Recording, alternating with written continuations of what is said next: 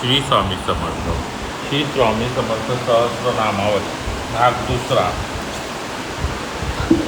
स्वामी नाम 226 ते 250. श्री स्वामी समर्थ. स्वामी समर्थ नामना 226 ते 250 पठन करीशी. ओम नग्रोधाय नमः. ओम अन्नदाय नमः. ओम देवासुरवरप्रसादाय नमः.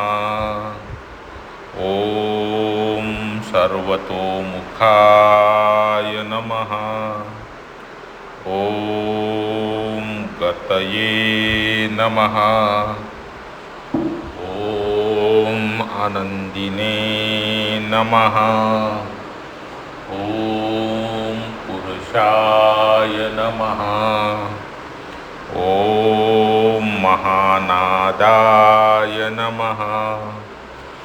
ओम अतीन्द्रियाय नमः.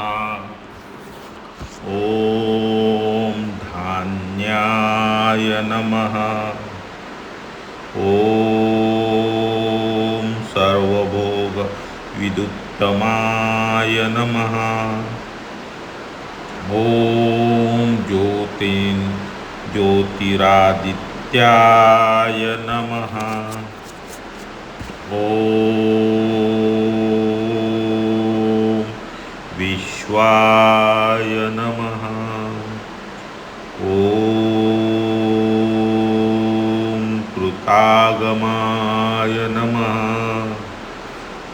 ओम भूतविदे नमः. ओम खगर्भाय नमः. ओम कपालिने नमः.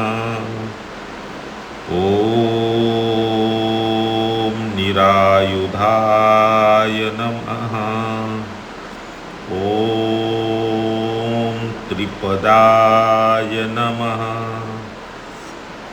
ओम अतिधूम्राय नमः. ओम चिद्घनाय नमः.